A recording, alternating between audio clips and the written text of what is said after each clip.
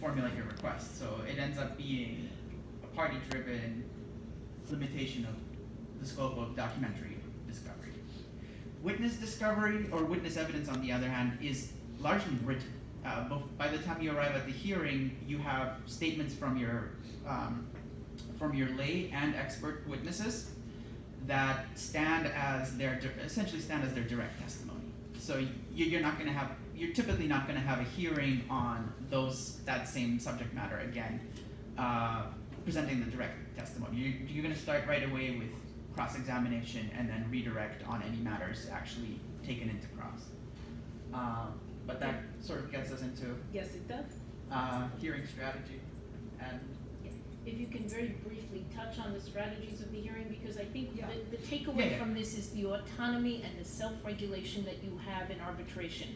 You would be amazed when you sit down with the arbitrator if you say, this is what we want, this is what we don't want. You can accomplish a great deal in customizing the alternative dispute resolution to fit the realities of your case. And that's something that I think practitioners in the US don't understand, don't appreciate, and yet it is something that is available to you, and hopefully something that you can customize even in an employment situation where your client did not have the ability to negotiate the arbitration provision. So very briefly, if you can touch on that, Levin, and then we will move to Grant's presentation. Yeah.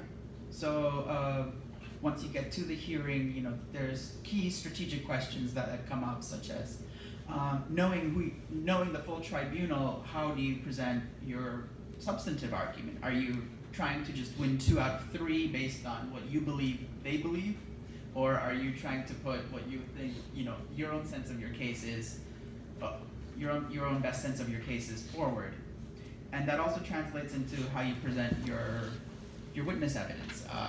For experts, for example, you can either have typical cross-examination, or you can have what's probably going to be the sexiest thing on this panel today, hot tubbing. Hot tubbing. So in essence, both sides experts would be on the stand together and discussing and critiquing and responding to each other's points before the tribunal simultaneously. That some believe that may save time, others believe it just gets the issues out in a more efficient and constructive manner. But it's not uncommon in international arbitration hearings. Very good. Thank you, Levin. And now I'd like to turn our attention to Grant and his presentation. I'll just stay. You want to stay there? Okay, sure, no problem. Denise, what time do you want to stand at 12:30? Yes, for sure. And Grant will be speaking to us about the overview of international investment arbitration, which has great relevance in Armenia today. So Grant, please. Thank you, Denise. And thanks for asking me to be here, and thanks to the organizers also for that. So I think I have about 8 minutes, 7 or 8 minutes. This is, how many of you have any familiarity with investor-state arbitration? What? Investor-state arbitration or bilateral investment treaties? How many of you heard of NAFTA? All right, so that's a multilateral investment treaty that provides for arbitration of disputes. This is arbitration that states have agreed that their investors may take advantage of if states violate these treaty provisions. The treaties generally provide protection against expropriation, provide for what's called fair and equitable treatment, have some other free transfer of funds, you can take your investments out of the country, and generally provide a kind of a legal structure that prevents the states from acting arbitrarily or confiscatorily with respect to investments. There are about 2,700 of these treaties that exist now. There are a number of multilateral treaties. Armenia has signed, I think, 44 of these. About 38 are in effect. There's a Eurasian Economic Union, sort of NAFTA, that includes Belarus, Russia, Kazakhstan, Kyrgyzstan, and Armenia. It's been in effect since 2015 that provides these investment protections. So this is an arbitration without privity. These are Paulson phrase, which means there's no contract between the investor and the state.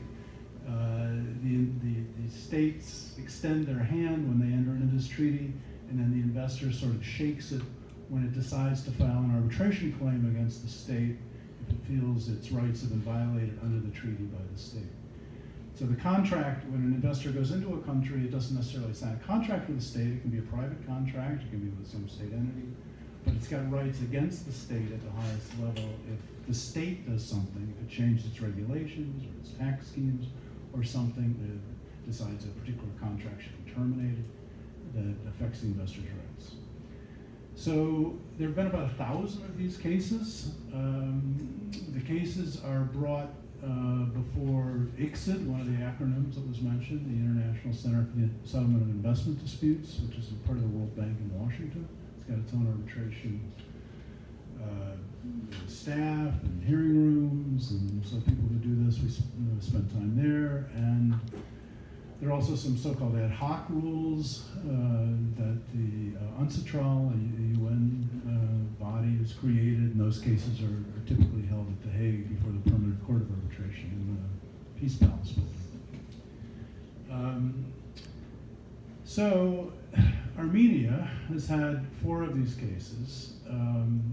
There are 2 that are ongoing, and I'm involved in one of them for the state. There are a couple of cases that may be brought that have been in the news lately. One is this Amosar gold mine that was mentioned. The other, I was just in the news this week, the Sanitec case, the Yerevan